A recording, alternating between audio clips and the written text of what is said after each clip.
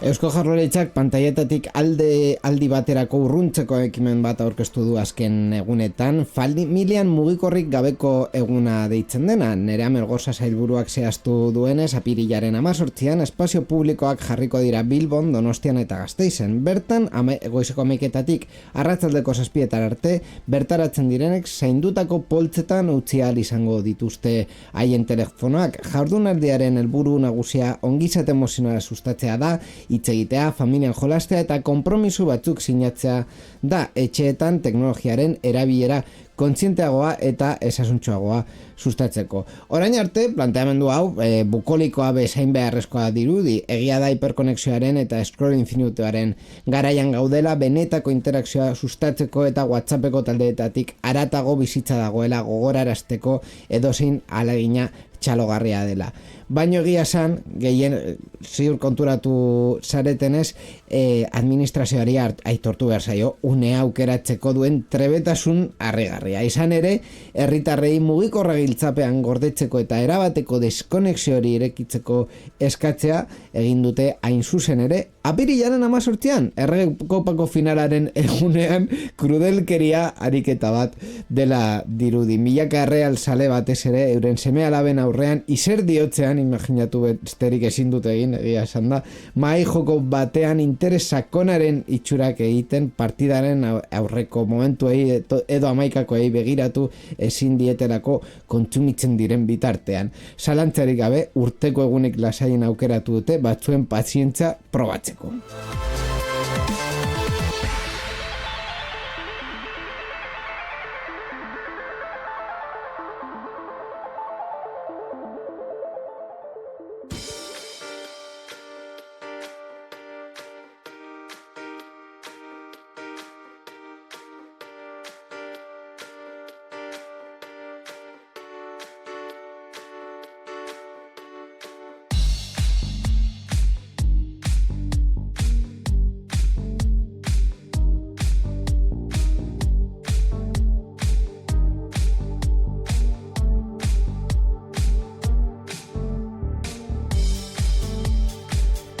Iniziatiba honen ironiaz haratago, gonbidapena egiten dizuegu sarean, zehar programa hau irratsaio hau gurekin partekatzeko, hurrengo ordubetean teknologiari buruz hitz egingo dugulako, hemen mikrofono atzean dagoena Inigo Sendino naizela, eta nire aurrean baita ere mikrofonaren atzean, Borja Arbosa, arratsaldeon. Arratsaldeon, Inigo. Ze moduz astea, bueno, galdetu nahi nizun kontuan buruz zure iritzia, baina lehenengo ze moduz astea, nola bizi duzu? Azken egunetan. Bueno, nahiko ondo disfrutatzen oporrak edo, bueno, horrelako zerbait. Aita naizen baten kasuan, bueno, oporrak beti dira gauza desberdin bat, eta kasu honetan, bueno, egin ahal duguna. Aita autonomo, bueno, oporrak imposible. Bueno, oporrak izan dira gure klimatologia eman digun oparia, nire ustez, gutxienez azkenengo 7-10 egunetan izatea eguzkia ez da gutxi esateko. Bai. Gutxienez hemen. Orduan, bueno, gure guraldia disfrutatu dut izan aldudain nainbeste, eta posik nago. Egia da, bueno, duela gutxi pertsona batek esan zidan, euskalduna garela barraskiloak bezala. Osea, eguzkia ateratzen danean, goaz guztio kanpora, increíble. Beste herrialde batzutan ez da gertatzen, beti eguzkia dutelako eta erretzen direlako batez ere, baina gure kasuan ezin dugu ies egin eguzkiari. Dena den, horretaz aparte, bueno, ni egia esan da ere, azken astean ez dugu disfrutatu zuzu eguzkia, bidaiak egin dituzu? Eguzkia, disfrutatu nun eguzki asko korrikaren bukaeran, tokatu zitzaidan lan egitea hor, eta egun osoa pasa nuen hor Bilboko areatzan hainbat ekimen ikusten eta hainbat kontu grabatzen, Eta hori bai, bueno, gogorra izan zen, baina disfrutatu nun, egia esan da. Gero Euripean ere plan nahiko interesgarri batzuk egin ditun, orduan baita, lehenengo aldiz jun naiz, hau da un poco ferrofriki, baina bueno, ulertuko duzue. Lehenengo aldiz jun naiz, euskaran ez dakit nola deitzen dan, la reinetako funikularra bai. ikustera, dagoela Trapagan, ez? Trapagan, hori da. Euskaraz ez dakit ze izen daukan, begiratuko dut. Bai, la reinetako funikularra. Bai, ondo esan duzu. Bere gara, bueno, urte honetan beteko dituela 100 urte, eta, bueno, lanetan daudela orain kabinak moldatzeko, eta, bueno, menaldia egiteko 100 urte hoietara. Egia da, bidaia nahiko luzetxoa dela, baino berez, bueno, paisaia nahiko industriala, goiko, bueno, ausotxoa ondo dago, eta gune lasetxoa, baina egia da, gune nahiko industriala dela, orduan, turistikoki egin ez dauka hainbeste interes, baina egia da, bueno, esango dut, trena bera edo bai, kabina bera nahiko kurioso dagoela ni joan nintzenean. Justu hurrengo egunean itxiko zutela, bueno, itxi ez, zerbitzua moldatu dute, eta askoz bidai gutxiago egiten dira funikularrean, autobus batekin ordezkatu dutelako lan horiek jarraitzeko eta 100. urte horretarako presizateko. Ba, bueno, bai, gozatu genuen eguna, egia esan da. Bueno, txango bat egiteko nahiko nire ustez leku interesgarria da, ni gogoratzen dut, jun ginela ikastolan nengoenean, ikusteko leku babestuta dagoelako, zuk esan duzun leku hori hor, hor egin zelako orain dela 100 urte edo 100 urte baino gehiago burdin bideak eta hori guztia, eta hori nahiko polita da ikusteko. Bai, egia esan da, bai, orduan, bueno, hori izan dira nire azken egunak. Zarean zehar, teknologiari buruzko saioa, badak? Bueno, funikular bat teknologia da, ez? Bai, teknikoki, baina, bueno, eluertzen dugu... Horein dela 100 urteko teknologia. Bai, hori baitere, batzutan edo askotan, bai zarean zeharen, baina baita beste irratzaio batzutan ere, ez da hori izan dut, esan da, bueno, a ber, non jartzen dugu teknologiaren muga, eta gure kasuan esango genuke TIC edo IKT, informazio eta komunikazio teknologia dela gu jorratzen duguna normalean. Orduan hor jarriko dugu muga edo, baino berez bai, claro, funikular bat teknologia da, baita gure etxeetara ura ekartzen duten bombak ere, jo que se, bai, claro, teknologia da. Baina. Edo hartzen duzun autobusa horra juteko, ez baduzu hartzen funikularra. Baita, eta joan ginenez nire kotxe elektrikoan, baita hori teknologia da, bueno, baina, bueno. Bueno, uste duzu nire iritzea nahi zenuela gure Eusko Jaurlaritzaren proposamen honi buruz, gure programa ireki duzun. Bueno, bai, eske... sarrera honekin. A ber... Ai, barkatu. Bai, esan. Ni horrelako iniziatibak normalean ondo aurkitzen ditut, zeren egia da gaur egun daukagula arazo bat teknologian, eta batez ere arazo bat teknologiarekin eta nerabeekin eta gure seme alabeekin, kasu konkretu esango dut nik, oraindik 4 urte daukala, baina ja pizka bat ikusten duzu nondik doazen hainbat gauza. Orduan, ondo dago gutxienez publikoki egitea horrelako kanpainak. Bai. Data, bueno, badakizu zer esagongo dute batzuk, futbola ez dela munduko bizitza. Hau da, egunero gertatzen dira gauzak, egunero daude ekitaldiak eta saioak, eta jendeari interesatzen zaion gauzak, bai egia da, futbola dela gutxienez hemen Euskal Herrian gehienezko kirol daukan zaletasuna, Hau da, Bai. hori, bai, egia da. Eta, kasu honetan... Bueno, gehienezko, bai, esango genuke, baino zorionez Euskal Herrian daukagu gauza pizkat satituagoa Bai. Pelotarekin eta Bai. beste kirol batzuekin, batez pelotarekin, zorionez, begira, pequeño paréntesis, Bai, vale? Baina super pequeño.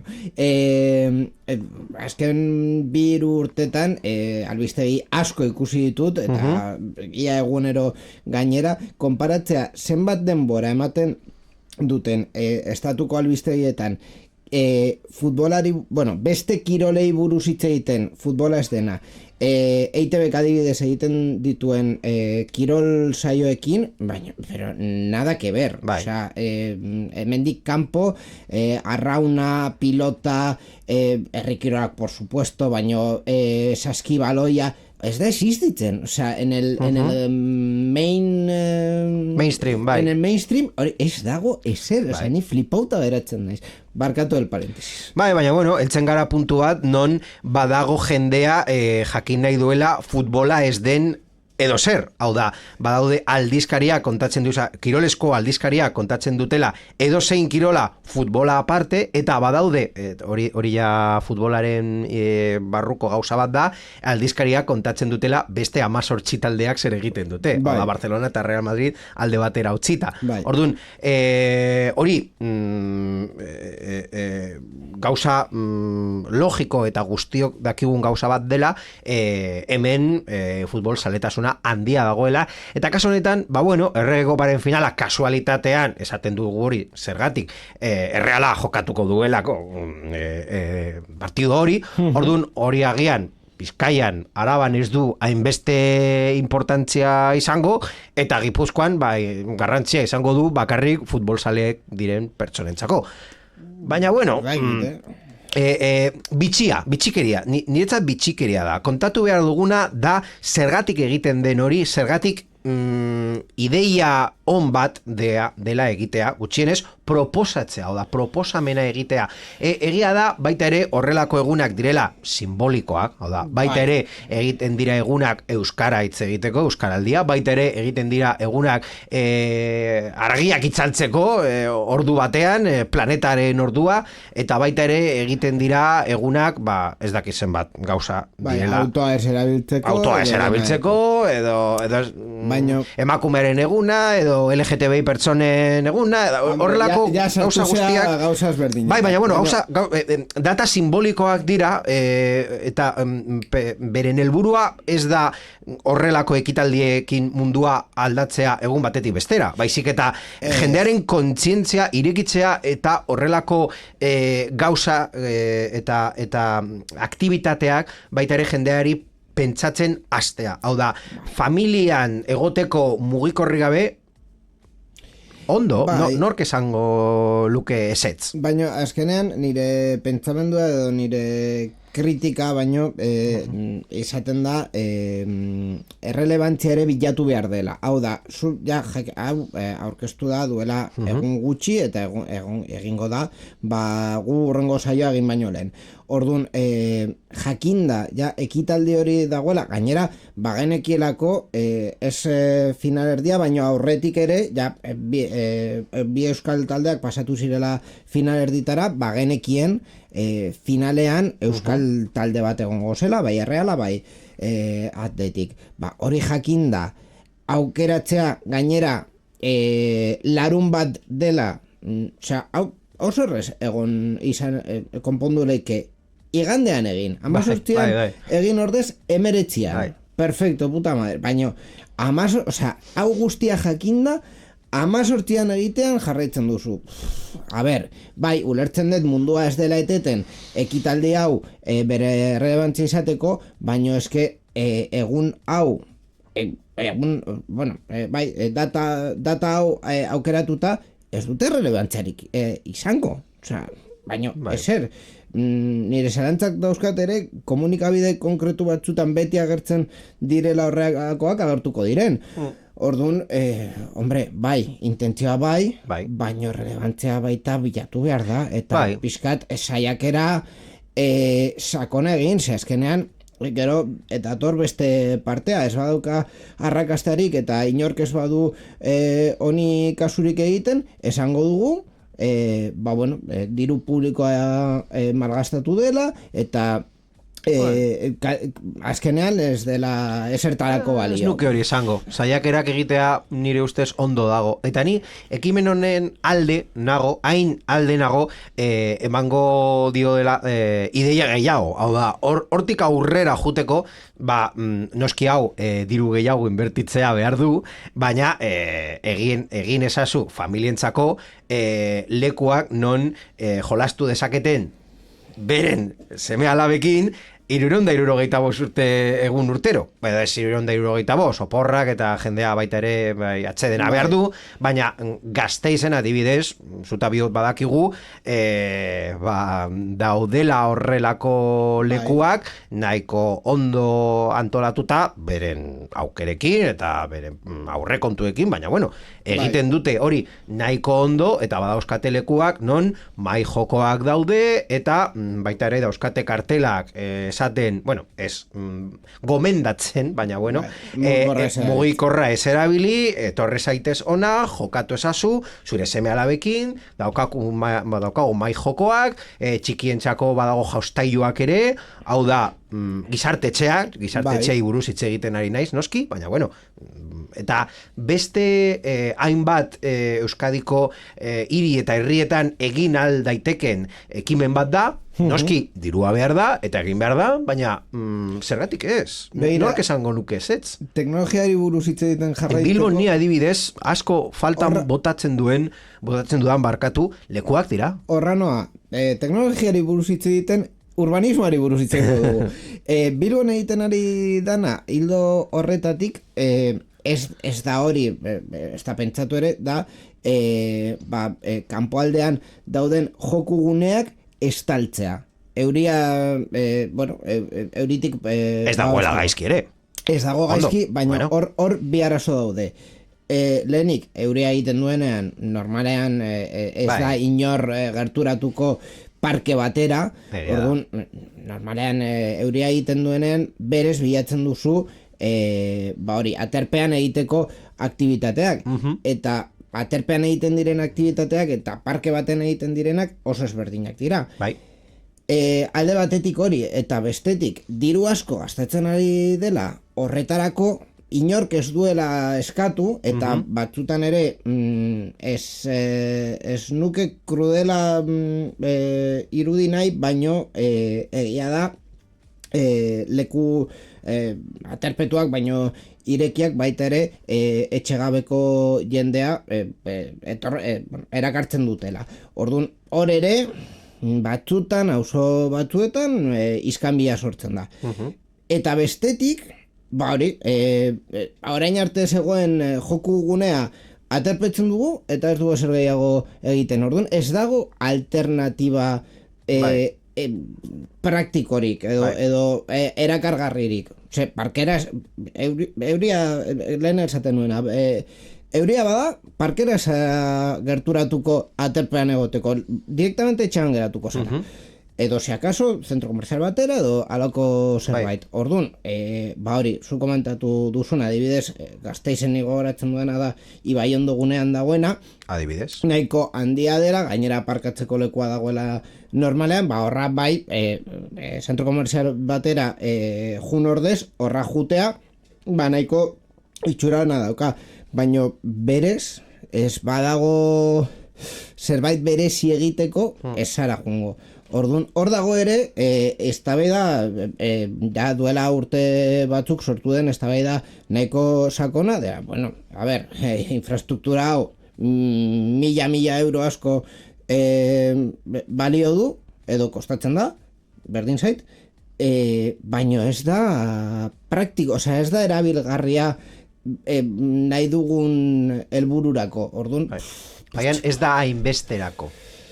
praktiko Hori da. bai, baina zenbat kostatzen du, zenbat balio du eta zenbat balio ematen dizu. Eta bestetik ere, umea zarenean, hori, jolasten bazaude eta bapatean euria hasten badu, pues es que tampoco es un drama. Bai, bueno, umei normalean ez zai importa. Importa zaie gehiago gurasoei. Ja, baina azkenean hori da, euria hasten bada, gurasoek normalean aldegin nahiko dute, eta joku gune hori aterpetuta badau, hor saiesten duzu lehenengo tantatxoak, baina jendea orduan, zertarako egiten dugu hainbeste azpiegitura ez dena berez baliogarria nahi dugun helbururako. Hori betiko eztabaida ere. Eta gauza guzti hauek teknologiari buruz hitz egiten ez direnak, baina bai teknologiari buruz hitz egiten dutena ere. Bai, baina ni ustez logikoa da eztabaida honekin hastea, zeren eta gure lehenengo berria edo gaurko daukagun berri bat dauka erlazioa, adibidez, gertatu dena Meta eta YouTubeekin zigorra jaso dutela berriro beraiek egiten duten gauzak egiteagatik. Hau da, jendea izateagatik osasun mentalako arazoak plataforma hauek erabiltzerakoan gehiegi, noski. Asko komentatu dugu, baina kontatuko dugu baita berri hau, kasu honetan dela Los Angeleseko auzitegi batek, Meta eta Google $3 milioi kalte ordaintzera zigortu dituela, plataforma hauen Instagram eta YouTubeen kasu honetan diseinu adiktiboak erabiltzaile baten osasun mentala larriki kaltetu duelako.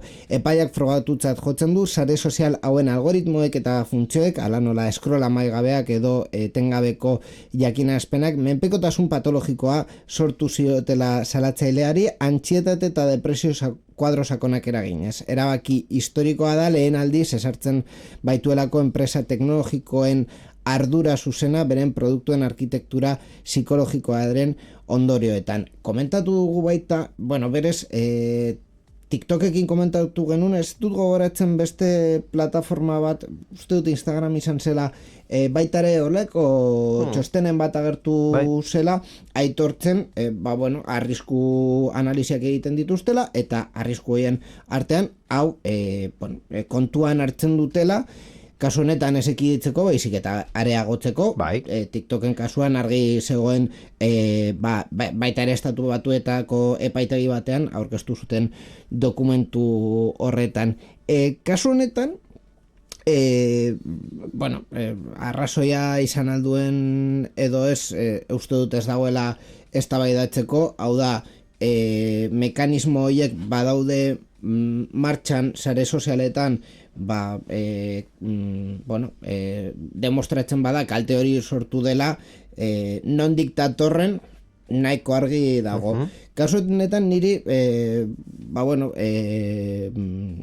arreta gehien deitu dean kontua izan da bi enpresa hauek estrategia oso ezberdinak izan dituztela. Googleen kasuan saiatu zuten demostratzen YouTube ez zuela horrelako adikzio mekanismoak erabiltzen. Metaren kasuan izan zen, demostratzea salatzailea ja aurretik horrelako kalteak zituela eta Metak ez zuela ezer egin hori areagotzeko, eta gainera hori kontuan hartuta, epaiak bizun ezberdin jarri ditu, Google gutxiago uste dut, 130, $3 milioi €, 130, eta gehiengoa Meta ordaindu beharko du. En fin, baita ere, gaizki defenditu direlako.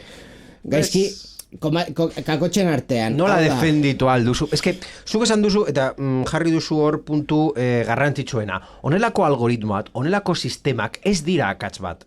Ez dira programazio akatsak. Egiten dira intentzio guztiarekin. Vale, hori erosten dizut euntik egun. Ondorioa gehiago edo gutxiago izan, edo pertsona batzuk kaltetu aldira beste batzuk baino gehiago edo gutxiago, hori bai eztabaida egit dezakegu. Hau da, zein kaltegarria den, zein mailako kalteak sortu dezaketen, baina inozentzia, hemen, ez dago. Ez dago, hori argi dago. Hala, hau, egiten da, onelako helburua lortzeko. Punto. Eta final. Horraino, totalmente de acuerdo. Zein da niretzat honen kontua, azkenean, epaiak baita ere, gizakiak direla, eta bueno, oso ezberdin ikusten dutela, batek saiatu duela bere burua defendatzea, eta besteak atakera pasadala. Bai. Orduan, agian bai. Hor dago nire bitxikeria da, eta ez du honen larritasuna kentzen, baina hori da nire zera,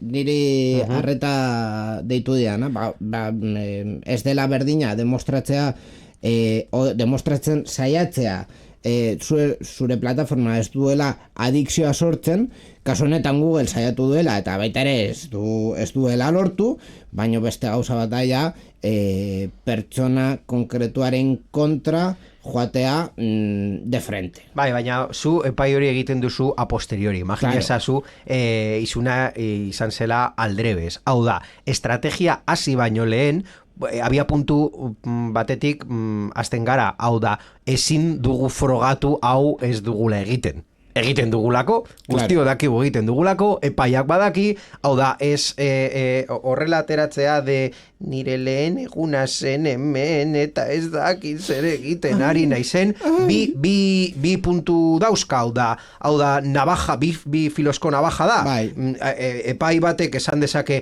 bueno, vale, defendatu da egin alduen minimoarekin, zer egingo dugu, guztio badakigu baietz, baina, tan burdo que, eta beste puntua da, nik ez naiz eztabaidetan sartu, egia da, egiten dut, baina kasu honetan ezin didazu leporatu, zeren eta hau ez da nire kulpa. Nik egiten dut, bai, baina hau ez da gertatu nire erruagatik. Eta hori, depende ze epai batekin, zu esan duzun bezala, epai hori itxura hori dauka, edo pentsamendu hori dauka, edo horrelako logikarekin aplikatzen du, baina hori ezin duzu jakin epaia hasi baino lehen. Claro. Orduan, beste epai batekin agian esaten duzu, Google hau ez dauka defentsarik, eta Meta, bueno, agian duda razonable. Ezin dugu, nork esan dezake nola dagoen pertsona bat orain dela 3-4 urte buruaren hildoan. Ja, baina baita ere Espainiako sistema judizialan pentsatzen agian ez da zure lana, parte baten lana demostratzea salatzailea kalte horiek zituela aldez aurretik, agian lan hori izan leike beste parte batzuena. Bai, normalean eskatzen duenari hori jartzen diote demostratu behar ditugu gauza guztia, kaltea, baina baita ere kaltearen arrazoia. Eta hortik aurrera baita ere el Ministerio Fiscal, por supuesto, eta gero defentsak behar dutena esaten dute, baina zu badago frase bat esaten duela defentsa hoberena erason bat dela.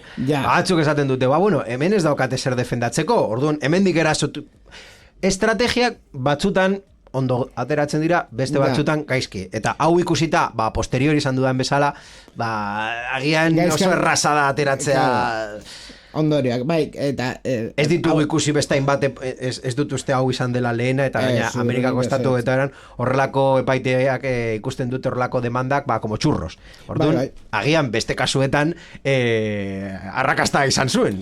Bai, baina hori, azken finean, itxura edo irudia begiratuta ere, niretzat Meta geratu da pixkat krudela bezala. Bai.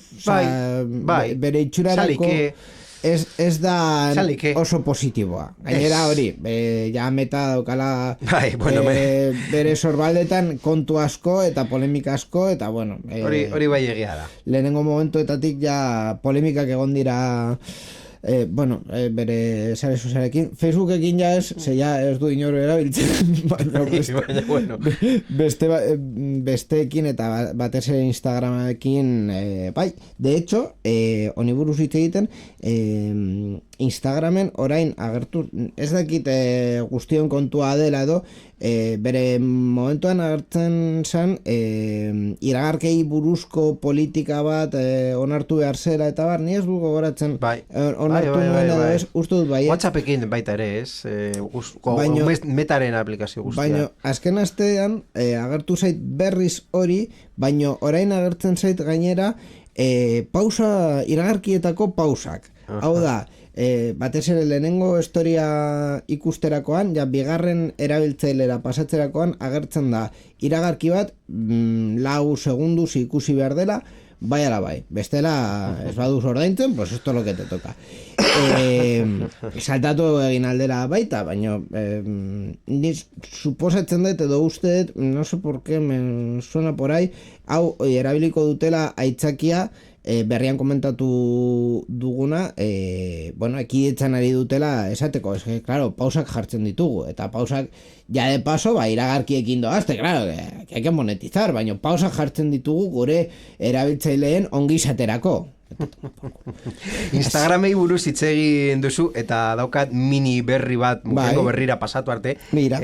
Aste honetan aurkeztu dutela Instagram Plus, beren arpidetza sistema bat, premium testatzen hasi dira, eta bere sare sozialeran barruan funtzio esklusiboak eta esperientzia berri bat eskaintzen dutela, eta hasi dira horrelako froga bat egiten. Arpidetza hori suposatzen da kostatuko duela $2 hilero, eta emango duela sorpresa doainik existitzen ziren funtzioak, eta hori noski komunitatearen aserrea sortu du, zorra ez egin du. Bueno, ezakit. Esan dute ere, adibidez historiako 24 orduz baino gehiago luzatzeko kera emango horrelako funtzioak premium talde batean jartzen dituzte, batzuk funtzio, berriak edo interesgarriak, beste batzuk jadanik existitzen ziren, mugitzen dute hildo horretara, eta Twitter egin zuen bezala, ez? Pizka bat, orduan, azkenean, jendea uste dut pizka bat aserre edo nekatuta dagoela horrelako arpidetza eta premium, hau monetizatu behar dugu orduan bapatean, eta hori ja ez diote hainbeste graziarik egiten. Ilegaltasunik ez gomendatzearren, bakarrik esango dut zuen zerbitzari propioa izatea etxean, eta hor nahi dut zuen ikusentzunezko edukia izatea oso gomendagarria dela. Egun hauetan gainera, komentatuz baita ere, Italian, berri kurioso bat, ipaeteaietan ere sortu dena, Italiako auzitegi bat esan duela Netflixeko prezioen igoerak legezkanpokoak direla. Konta iguzu, Borja, izan da Erromako epai honen arabera, streaming plataformak modu unilateralean eta beharrezko justifikaziorik gabe aldatu duten kontratuaren baldintzak, eta erabilei aukera argirik eman gabe aldaketa hauek onartzeko edo ukatzeko beren arpidetza prezioak igo dute 2017tik onaino. Erabaki juridiko honek agerian utzi ditu plataformak erabilitako klausula abusuzkoak zirela, gardentasun falta handia erakutsiz. Gaztelera zaten klausula abusiba, abusuzko klausulak. Gainera, ez dute Italiako legedia aplikatzen, baizik eta Europako legedia hartzen dute kontratuzko arloan, eta ondorioz Netflixek bidegabe kobratutako diru guztia itzuli beharko die kaltetutako milaka erabiltzaile italiarrei. Itzulketa honek 500 euroraino izan ditzateke kasu batzueta, da zu 2017tik jarraitu baduzu Netflixekin igoera hoiek ordaintzen, ia 500 euro eman behar dizute bueltan, arpidetza mantendu baduzu eta igoera ezberdina jasan dituzu. Garaipen historiko bat da, kontsumitzaile elkarteek bultzatu dutena, eta baita ere ematen du aurrekari garrantzitsu bat Europan, beste herrialdetan baita ere zerbitzu digitalen prezio aldaketak nola kudeatu behar diren, eta beste herrialdetan agian ez dakigu, ikusiko ditugu baita ere horrelako salaketak eta ze ondorio ematen dut.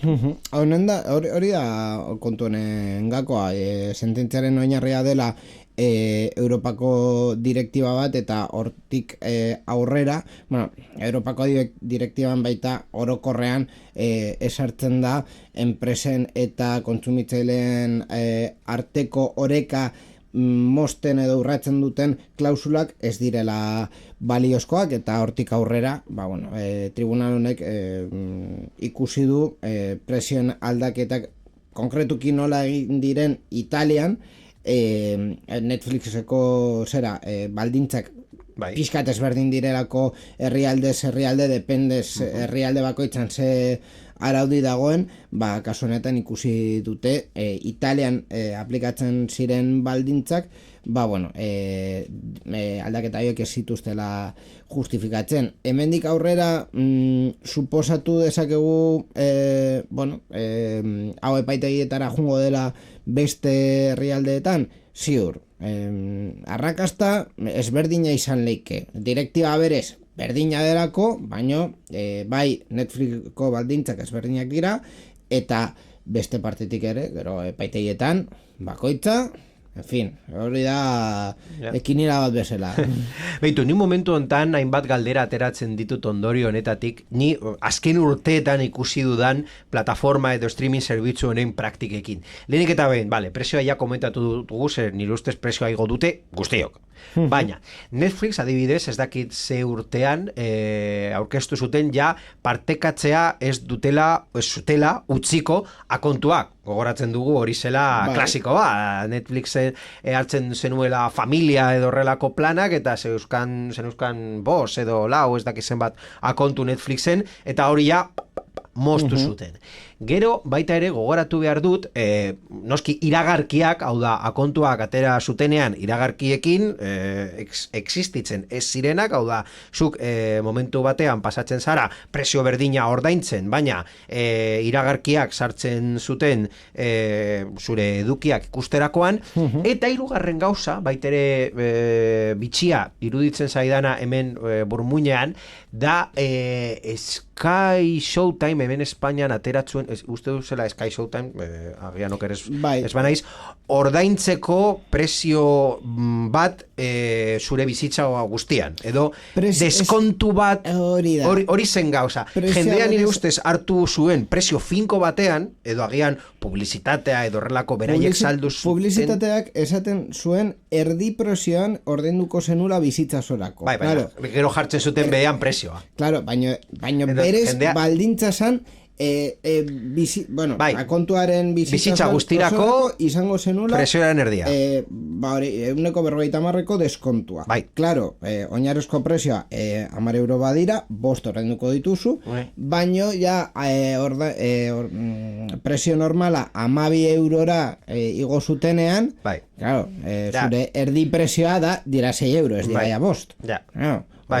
Horretan jokua ere egon zen eskautxo taimen kasuan.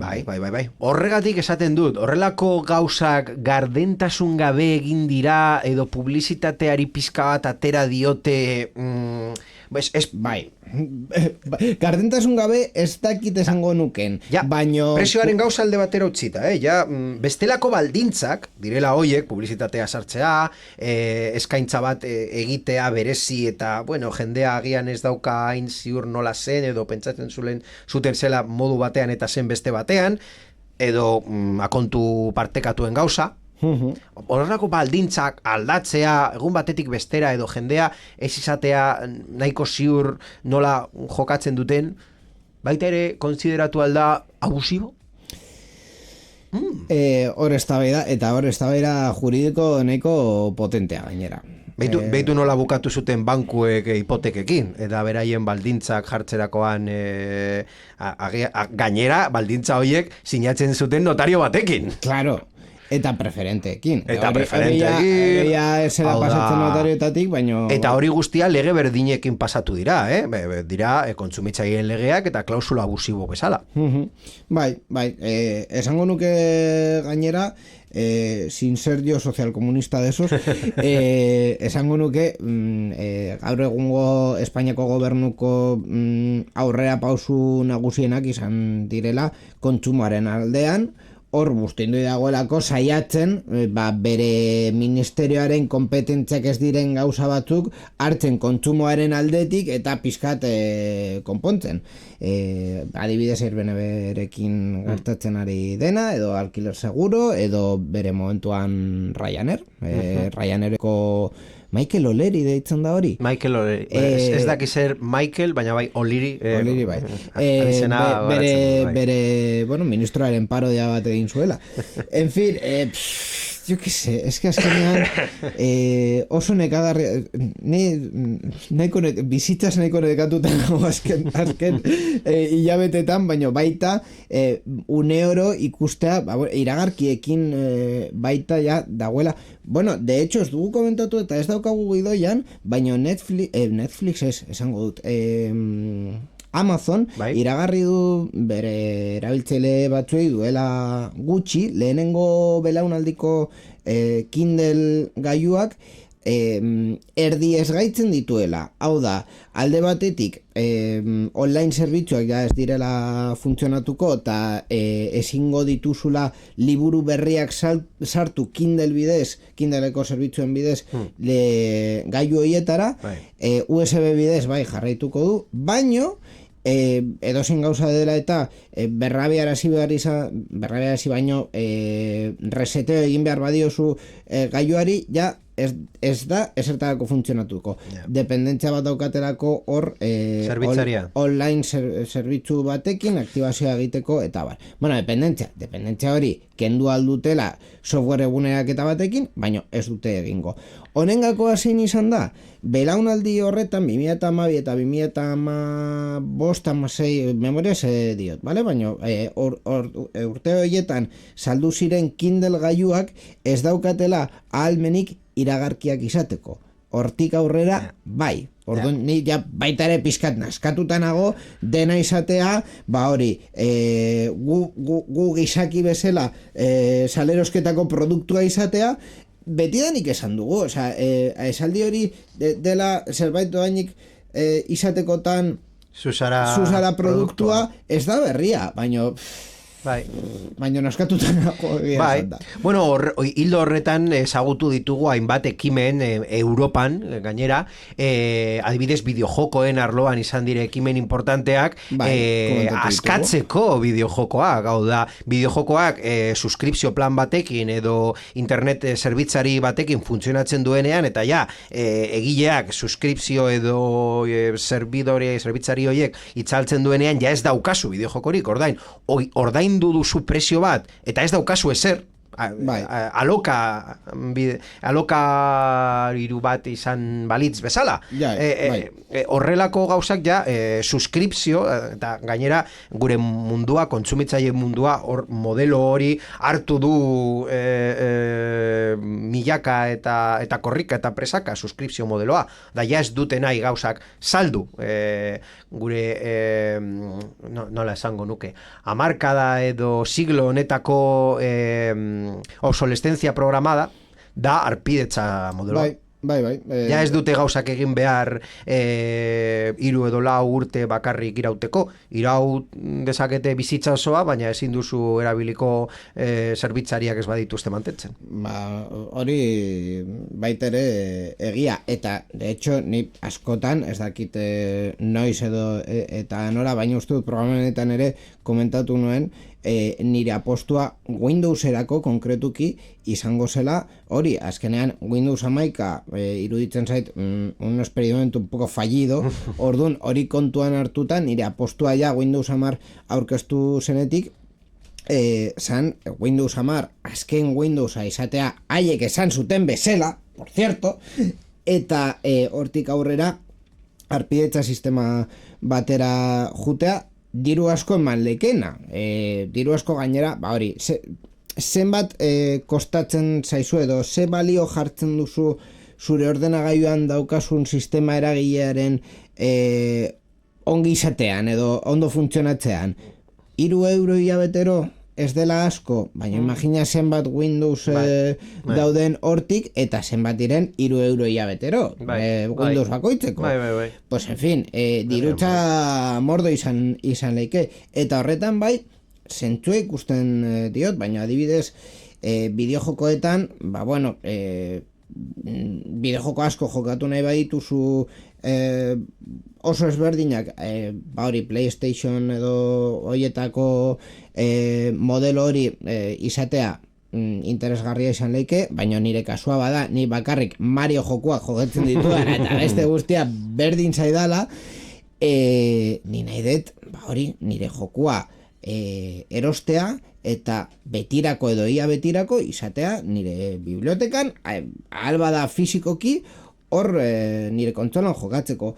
Orduan, en fin, legedia hildo horretara badoa, aukerak ematen, eta ez dugu esango enpresak ez dutela dirua egin behar, baina, en fin, kontsumitzaileen babesa hor egon behar da ere, así, en general.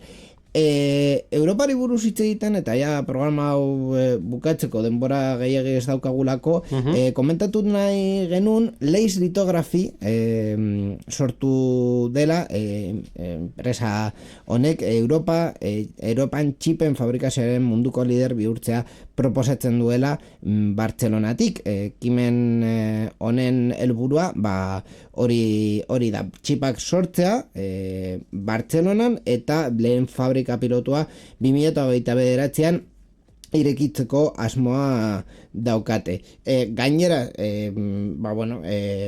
ikerketan daude baita ere beste modu batzuk erabiltzeko txipak egiteko, zirkuitoak marrasteko argia erabili beharrean, gaur egungo beste teknologia bat erabili nahi dute, helio atomo izpia dena, horrela askoz pieza txikiagoak egin aldira, indartsuagoak eta eraginkorragoak, baita ere kalitatezko produktua sortzeko, eta interesgarri iduritu zait, batez ere behin baino jagotan komentatu dugunez, Europan ere behar delako ez bakarrik teknologia diseinatzea, baita sortzea, hemen sortzea ere beste estatuen, eta batez ere gaur egun Txina baino estatu batuen dependentzia hori pizkat mosteko, Txinarekin ondo goazerako, baina ojo, horretitik baita ere zer herrialde dauden, nola dagoen geopolitika eta guzti hori. Egia da pizka bat autonomo izan behar zarela zure lekuan gauzak egitea, eta horrelako saiakerak gutxienez txalotzeko dira. Horrekin gaur komentatzeko genituen teknologiazko berri guztiak. Sarean zehar Creative Commons aitortu ez komertziala 4.0 nazioarteko lizentziarekin banatzen da. Gurekin harremanetan jarri nahi baduzu email bidez egin dezakezu, info@sareanzehar.eus helbidean. Entzun gure programak irubebikoitza.sareanzehar.eus webgunean, baita iVoox, Spotify eta Apple Podcast plataformetan ere.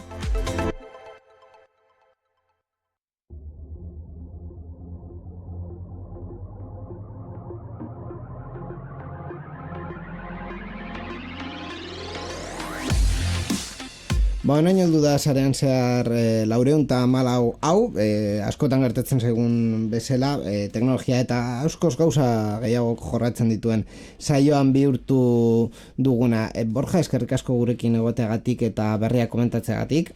Eskerrik asko Inigo eta entzule guztioi urrengo programan arte. Eskerrik asko baita ere Mikel Karmanari berrikuspen teknikoan dagoena eta produkzio eta emisio lanetan dauden irratiko lankidei ere eskerrik asko programanen emisioa posible egiteagatik. Urrengo saioa beti bezala, 2 aste barru, hemen sarean zeharen agur.